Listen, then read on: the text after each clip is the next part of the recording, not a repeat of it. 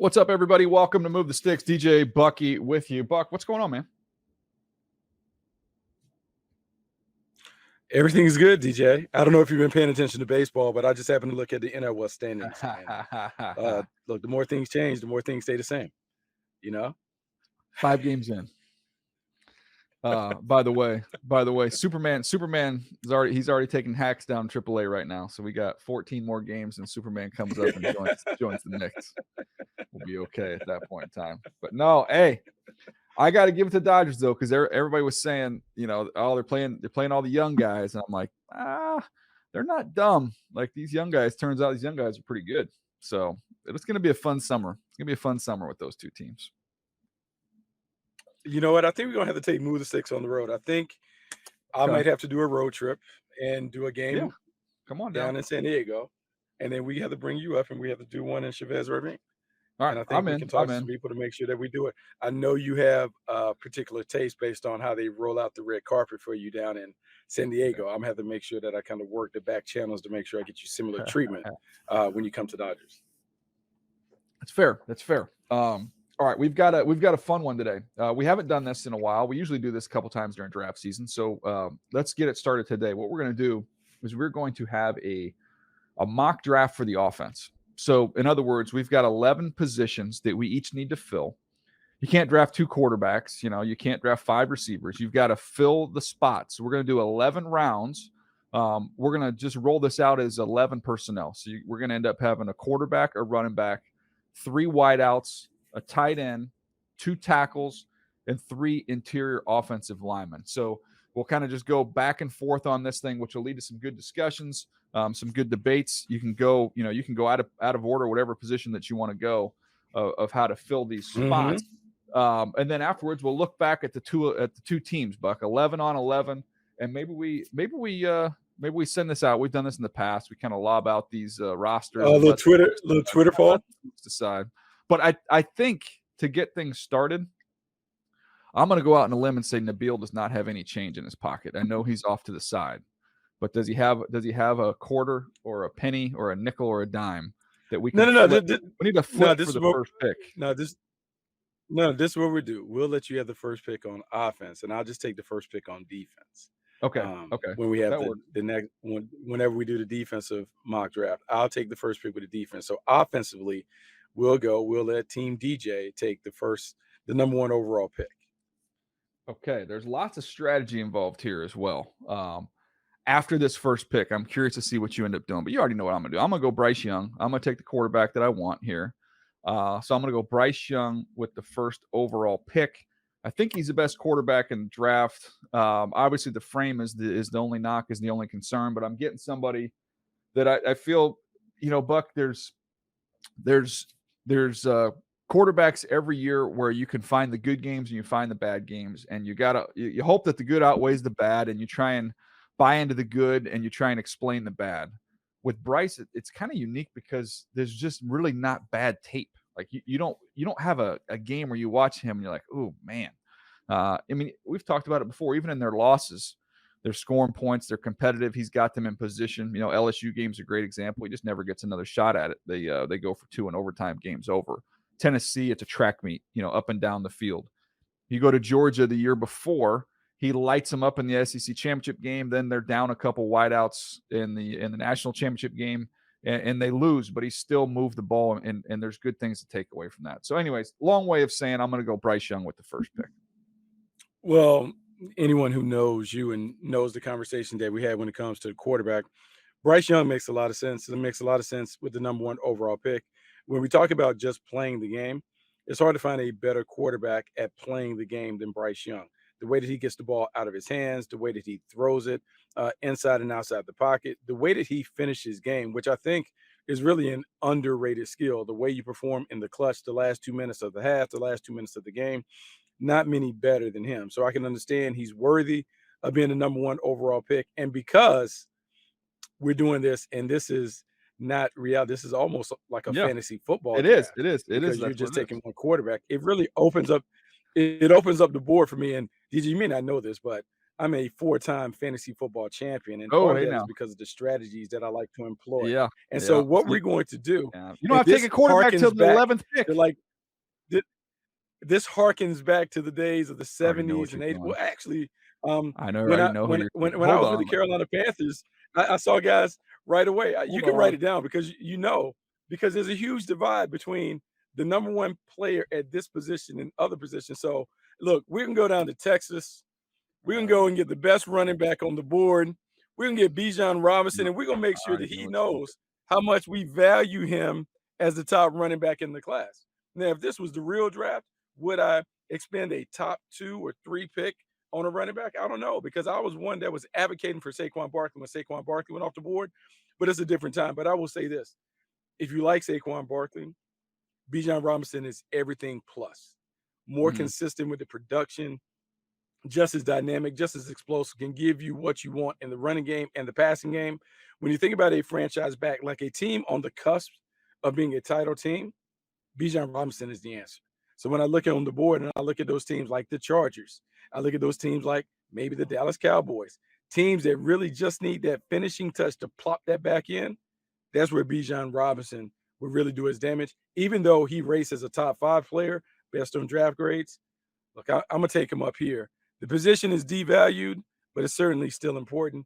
That's why he's number 1 on my team, franchise back. You don't know how mad I am right now because that was my I was hoping you were gonna go in another direction because the strategy that I was employing was similar to a fantasy football strategy, which was who has the largest gap between number 1 and number 2 at the position. And you nailed it, Buck. That was it. That was Bijan Robinson. But that means okay. Now that means I can wait on my running back. So Jameer Gibbs, go get you some lunch. Just go hang out with your family, enjoy some downtime. You'll be coming over later, but the party's been delayed here, so that's all I'm saying. All right, Buck. Second pick for me. I'm gonna go with Peter Skoronsky from Northwestern because I'm going to list him as an interior offensive lineman. So I get 3 interior spots. To me, he's the best offensive lineman in the draft, wherever you want to put him. I think he can play tackle, but I think he could be an all-pro at guard. And I think the drop-off from him to the next interior offensive lineman is pretty steep. And I got to protect Bryce Young on my squad here, man. So I'm going to go Peter Skoronsky with my second pick. You are on the clock. So I like Peter Skoronsky, and I do believe he is pretty solid in terms of his technique and his ability to do a bunch of different things. I can see where people would view him as a guard, but you kick him out at tackle, let him do his thing, and see if he fails outside before you have to kick him inside. That said, I may be a little higher on Paris Johnson than some. I think Paris Johnson Jr. has all the tools and traits to be an outstanding blocker on the edge for a long time to come. You see his size, his length. Having known that he is trained with Willie Anderson since he was like 15 or so, I know he's been poured into, and I'm just hoping at the next level all of that comes out. So much like you talk about, the number one thing that you have to get, we talk about these premier positions, got to take care of the edges on the offensive line. I'm gonna get Paris Johnson Jr. to make sure I take care of those edges.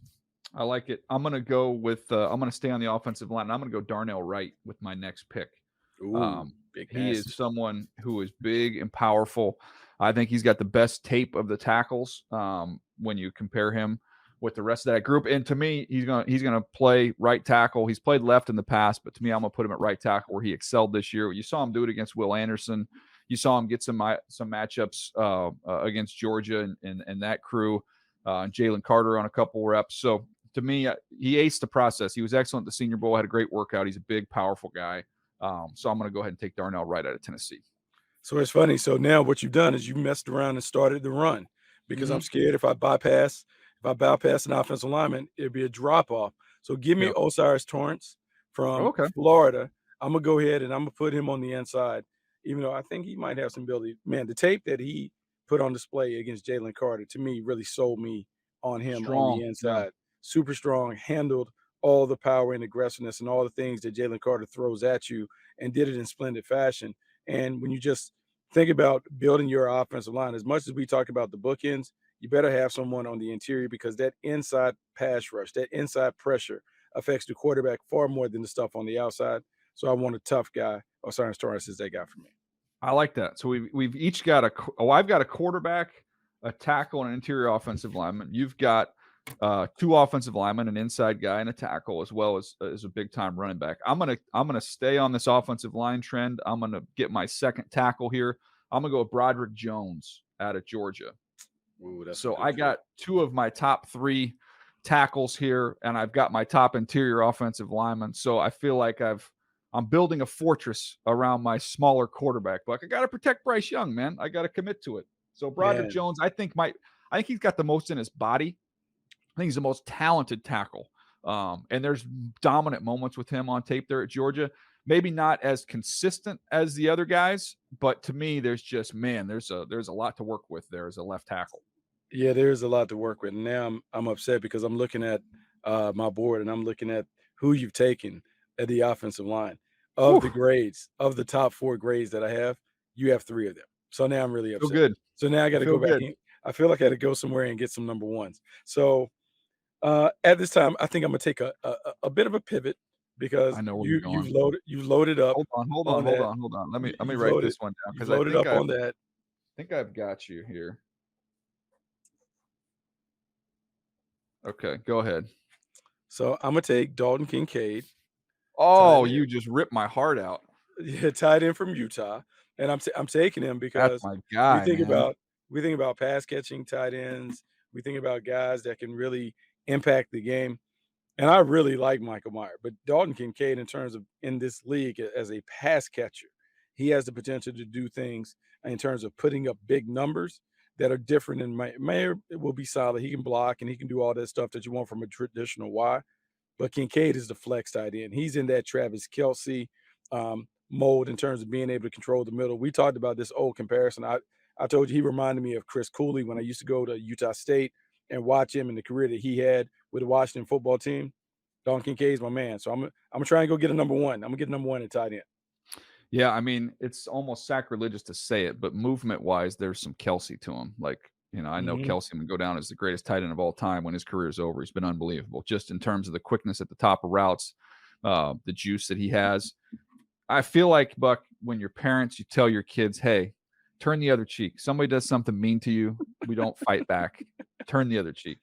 I'm not going to practice what I preach right now because this is the strategy that's involved here. Even though this guy is not my number one player at this position. You took, Mm. it's like what's that old line? And like you put one of mine in the hospital, I put one of yours. I'm taking Jackson Smith and Jigba Oh, no. because I know No. he's in the You knew it mix was for being coming. You knew it a was guy, coming. but I knew Oh. you loved him, and the fact that you just took Kincaid from me, that's fine. I'm gonna take JSN from you. That's how this works. Oh. Oh, man. That's so good. He's so Hey, DJ, he's so good. Like, here's the thing about Jackson Smith and Jigba, and it's one of the things that, the draft is funny when you have the initial reaction when everyone is announced and everyone's like, "Oh my God, he can't be at the top. He has to be this and that." And then you go back and you watch that year when it's him, Yeah.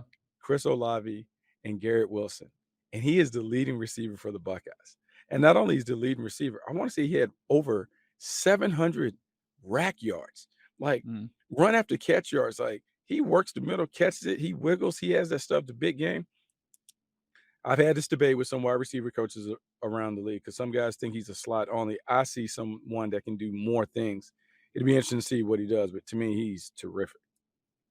Man, I'm sad, All right, man. how many picks are we in here? One, two, So three, we're gonna pick. four, five. We're gonna You pick. got to I'm get gonna you got to pick get one 10. more pick, then we'll take a quick break.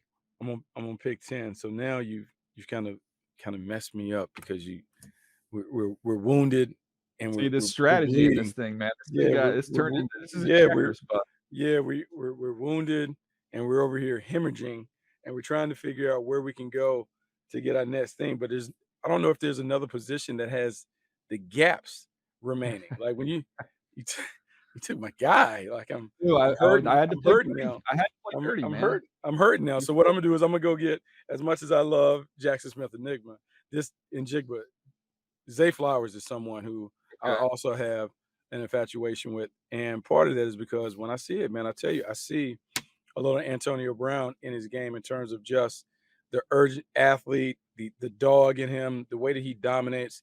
And I'm gonna say this because we'll plug a friend of the show, Bruce Feldman. I don't know if you've seen his mock draft thing where he talked to all the coaches, whatever. There's great intel in that piece that he did on the Athletic. And the way that coaches talked about Zay Bad Flowers dude. and how he controlled the game at Boston College when he didn't have all the stuff around him. I want that kind of guy. And look, he may play in the slot, he may go outside, but he is a productive player. So I'm gonna take him. I'm gonna round out this part, this first half of the mock draft, making sure that I do get a productive and dominant playmaker on the perimeter in Zay Flowers. Yeah, I love it. I love that pick. I love that player. I was hoping somehow he would make his way over to Team DJ, but you took him. You got him. And right now, as we sit here, let's call this halftime. Bucky has Bijan Robinson, Zay Flowers, Dalton Kincaid, Paris Johnson, and Osiris Torrance. I have Bryce Young, Jackson Smith and Jigba, Darnell Wright, Broderick Jones, and Peter Skoronsky. So that's where we are right now. We'll call this halftime. All right, Buck, we're rolling now. We're rolling. And, the back half of this thing, I think these next couple picks are crucial because after that, it gets to the point where we each have spots to fill that the other one's already filled. So it's kind of not a lot of tension there when we get to that point of the draft. So I've got a tough call here because I don't need running back and tight end you've got, so I can be patient on those. So I'm looking at really receivers versus interior offensive linemen. So who do I feel like is, where's their drop with this group? And I'm going to tell you, I have a bunch of names that I kind of like to build around my three. I got three pillars on this offensive line. I feel confident there that I've got some depth to choose from. So I'm going to go back and I'm going to get the guy who is my number one wide receiver right now. Now, there's a little bit of a collision course happening because Jordan Addison I've got coming down a little bit. Smith and Jigba I've got coming up a little bit. And to be honest with you, still have a higher grade on Addison, but the difference in size with the weight, and we've talked about play strength over the last couple of years being a big issue. I'm just saying I got a final update to do, and I'm going to go back in and just on those two guys, I'm going to do a deep dive and just watch everything again and see where I land. But as of right now, I've got Jordan Addison as the top receiver, and I'm going to take him. That gives me my top two wideouts in this class. Jordan Addison's a pure route runner. He is silky smooth. He can get separation at the line, at the top of routes. He can get on top. I think he plays faster even than his 40 time. 173 pounds. I don't love that, to be honest with you, Buck. But I think he's a really, really good football player. He is a really good football player. And you go back and you watch his tape when he was at Pittsburgh and he's playing with Kenny Pickett, the numbers were different. The offense was also different. And so sometimes you have to curb a little bit of the production. He has the ability. You can't underestimate the punt return ability. So I'm okay with that. But now you talked about a collision course where we have to make decisions between wideouts and interior offensive linemen. And so I'm gonna take a center right now. I'm gonna take John Michael Smits from Minnesota. JMS. Yeah, I'm gonna take JMS. I'm gonna let him be the pivot of our squad, get us lined up, make sure he makes all the calls. And part of that is because you want an athletic offensive line. And I'm be honest, DJ, in this class, watching the movement skills of the centers is really impressive. These guys are floating and flying. You see these guys pull from the pivot. I mean, things that one of the reasons why people love Jason Kelsey, he was a rare find, a guy that could snap and pull and lead on sweeps and those things. JMS shows some ability to be able to get out in space and make some things happen. I like it, Buck. We have this conversation in draft rooms all the time. I know I've had it. I know you've had it. I know teams have it every year. Put your board up. You have your debates. Guys start coming. They start at a certain spot on your board and they start sliding. They start moving around. You go through the process. And then I don't know if you've had this line, but this is a very popular line in draft rooms. The man's been punished enough. Okay. Let's stop. And that's where I'm going with this next pick with Quentin Johnston, the big wide receiver from TCU. Okay, there's some drops. I think he's a little bit tight, but this guy is big. He is physical. He's excellent after the catch. He's got a lot of big play production. I know that the history of Big 12 wideouts is not great, but the man's been punished enough. And at this point in time in our draft, I feel like, Coach Billick, in honor of Coach Billick, in honor of building a basketball team, I feel like I've got a wide skill set here with my group of receivers. I polished it up. I'm done. I've got Jordan Addison on the outside as my pure route runner, Buck, who can separate and do those things. I've got Smith and Jigba in the slot, who's going to give me some easy third down completions, going to give me some run after the catch. And I've got Quentin Johnson on the other side as my prototypical X, who's going to be able to get down the field and go get me some 50-50 balls and make some big plays. So I feel like I've rounded out my receiving core.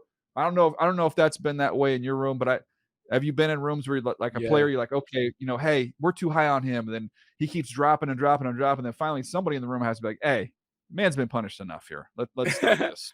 I mean, sometimes when you're looking at that draft board and everything has been plucked or picked clean, and he's sitting up there like a blinking light, Mm-hmm. and you're saying, "Hey guys, we got great grades on this guy, and he's well above the line, so you have to take him."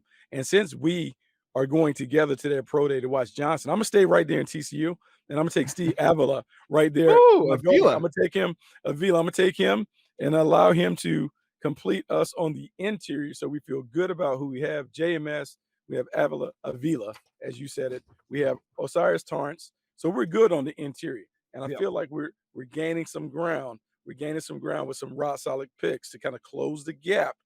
Team BB and Team DJ. All right. I like it. This has been good. Now we're to the point where we can fill in the spots because we've alternated where the other positions are full. So I'm just going to work top to bottom in terms of how I have this laid out on my paper. I'm going to go to the running back position. I hinted at it at the top. Jahmyr Gibbs is my number 2 running back. You took Bijan. I'm going to come back with Jahmyr Gibbs.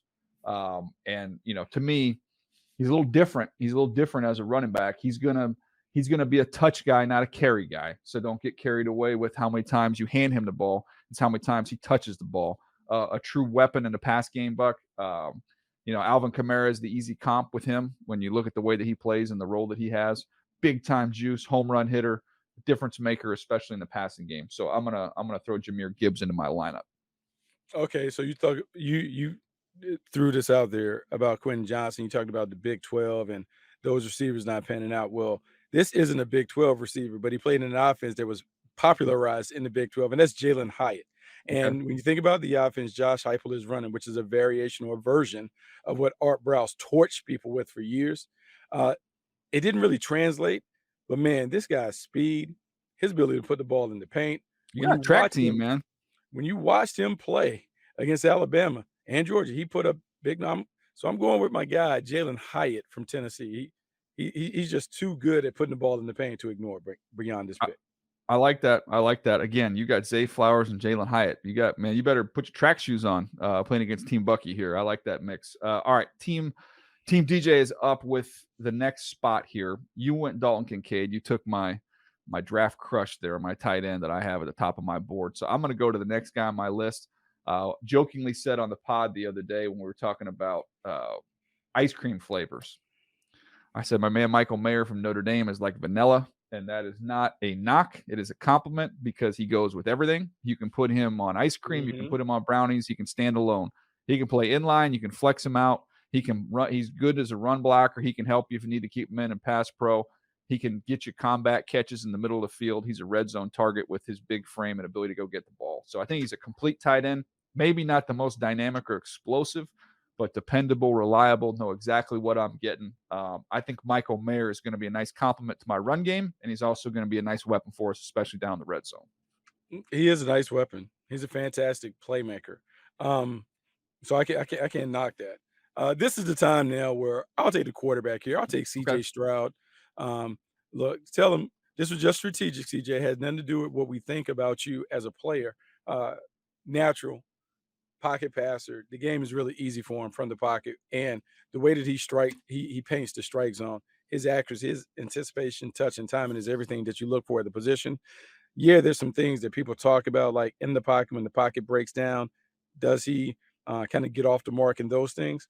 But man, when you talk to people around and the processing and those things, and they talk about it being superior to the guy that he replaced at Ohio State and all that other stuff, I'm gonna go with CJ Stroud. He is the perfect guy for the offense that I want to run, which is loaded with gas.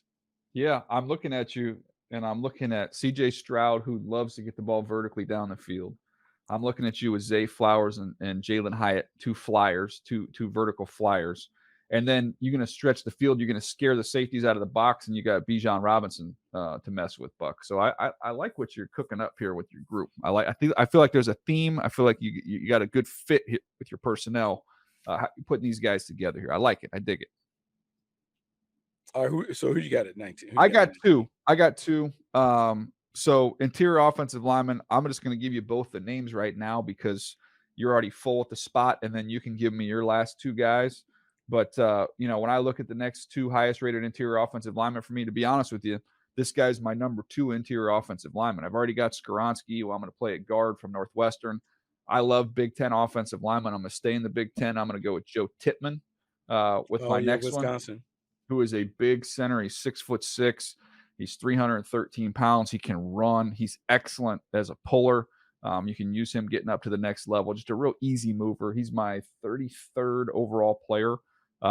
So I feel like that's going to be a nice addition. And then with my last pick, I'm going to go to the Toothless Wonder, Buck, a guy we loved at the All-Star game. I'm going to go to Cody Mauk from North Dakota State, who had an awesome Senior Bowl.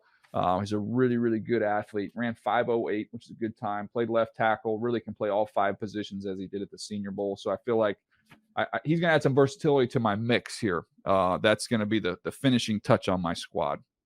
Okay, so I dig that, and so because you fell in love with him down at the Senior Bowl, I'm gonna go with another Senior Bowl invitee. How about Matthew Bergeron from Okay. Syracuse to complete us on that offensive line? We'll put him outside at tackle.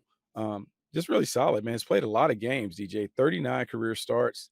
The majority of those have been at left tackle, but also has experience at right tackle. And had a chance to look at some of the practice tape. You see him kick inside and play guard and do those things, which he could do. I just like the versatility.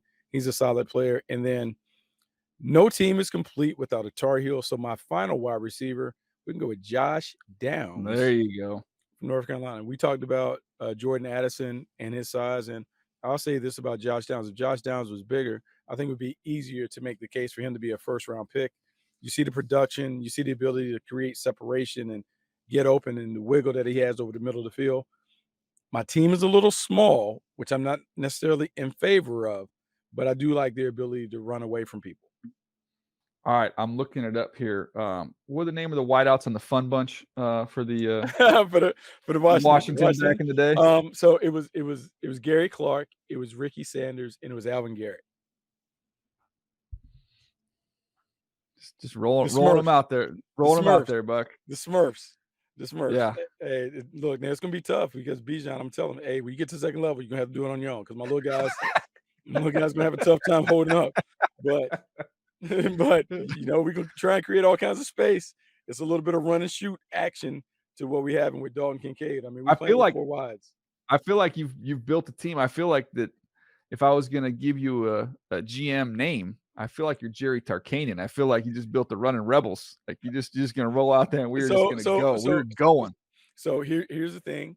You're always influenced and impacted by the people that you're around the most. And so you think about the team that I work with, the Jacksonville Jaguars, and you think about their Yeah. offense and how Evan Ingram's outside and Zay Jones and all those guys, not a lot of size in Calvin Ridley. You're like, okay, you know what we're gonna do? We can get everybody out. We can push it out. And if we're gonna have to eventually compete with Joe Burrow and then the Kansas City Chiefs and Pat Mahomes and all these guys, we're not gonna be able to stop them. So we got to Mhm. figure out a way to put the ball in the paint. And the only way you can do it is you got to have playmakers. You got to have speed. All right, give me your final breakdown. Let's go your team, by position. You can lump the offensive line together, the receivers together, quarterback, running back, tight end. So give me your complete look here. We've got your complete team. Sell me on your team, Buck, and what you like about them. Okay, so we can go on the complete team. So my quarterback is CJ Stroud, running back, Bijan Robinson, tight end, I have Dalton Kincaid. My 3 wide receivers are Zay Flowers, Jalen Hyatt, and Josh Downs. My offensive line, I got Paris Johnson and Matthew Bergeron on the outside. I have JMS, Steve Avila, and my other guard, Osiris Torrance. Osiris Torrance. How did I forget about Osiris Torrance? So that's who you have. Um, we want to play the game in space. We want to make it a bit of a basketball on grass with a tinge of physicality and toughness with the running back. Everybody on the team can get down in the passing game. We feel great about our ability to win one-on-one matchups in the passing game, particularly with Bijan Robinson and Don Kincaid being able to work on linebackers. If we can protect, man, we feel like we got a 7-on-7 quarterback back there in CJ Stroud. It's gonna be tough to kind of get with us. Now we may not be the old school 3 yards in a cloud of dust, but man, we surely can throw it around the yard. Yep, I like it. You got there's definitely a theme there. It is athleticism, it is speed, it is everything's going to be attacking a vertical group that you got assembled there. All right, let me give you my squad here. I've got Bryce Young at quarterback. I've got his teammate Jameer Gibbs next to him at running back. He's back there. My wideouts are Jackson Smith and Jigba in the slot with Jordan Addison from SC on one side, with Quentin Johnson on the other. I've got a tight end of Michael Mayer, who's really a two-way guy who's going to help us in the run game as well as the pass game. My tackles, I got Darnell Wright at right tackle out of Tennessee. I'm going to stay in conference and go with Broderick Jones at left tackle from Georgia. I've got Peter Skoronsky. He's going to be my left guard. I've got Joe Tittman, the center from Wisconsin. He's going to be my center. And then I've got Cody Mauk, who's going to be my right guard. So I feel like I've got two really, really big physical athletic tackles. I've got an athletic interior offensive line. I love the tight end who's going to be able to really maul people in the run game as well as do some things the pass game.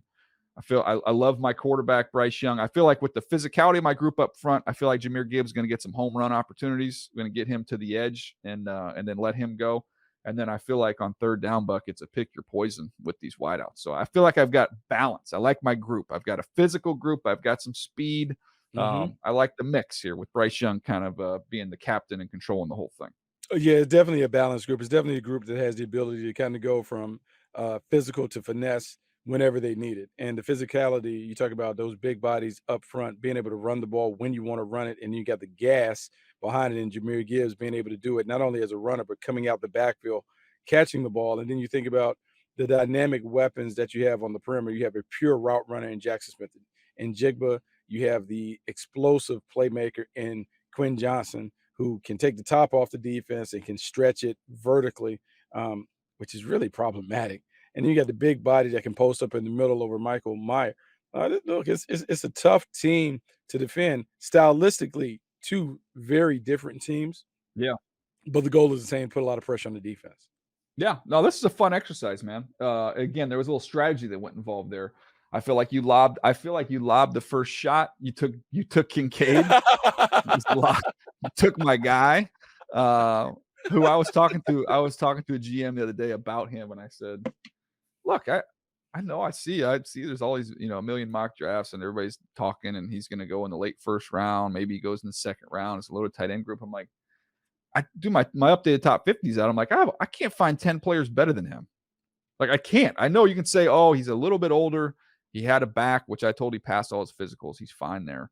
Mhm. But like you can kind of find some reasons, but I'm like, yeah, but when you turn on the tape, there's not 10 players better than this dude in this draft. It isn't. So I'm like, I don't know. That's why I got him up there, man. He's a talented player. He made a transition to me that really makes you feel good about what he could be. He goes from USD after playing Yeah. like maybe one Toreros. yeah, maybe playing 1 year high school ball to going down there, like, just absolutely lighting it up. Transitions to Utah, who also had tight ends already in the building, Galore. Yeah. and he stands up and is super impressive. And so, and then we think about Utah players and kind of the grittiness and toughness they have, it's gonna be hard to find guys like that. DJ, I just see him in the right situation, a team that really throws it around and features that guy's a flex tight end. They know how to kind of create Yeah. things to get him open. He's gonna be a problem. He's gonna be a handful. Yeah, no, he's a great player. So he's a fun one. He's kind of held his water throughout the whole process for me. And we'll see how it all ends up. This was a great exercise. I hope you guys have enjoyed listening to this. We are going to flip it over to the other side on the next episode. We will do the defense. Bucky will have the first pick. And then I got to try and deploy a strategy where I can mess with him once we get to this defense here. I'm already trying to think about where the depth is. Gosh, we have to find two linebackers apiece, man. Godspeed. Pray for us that we can Man, find combine four off the ball linebackers that we like in this draft. Not a great group. yeah, it's gonna be hard. It's gonna be hard to find those guys. So we'll see. All right, we'll do it. All right, catch Buck on Path to the Draft each and every day. That is at 3 o'clock West Coast, 6 o'clock Eastern.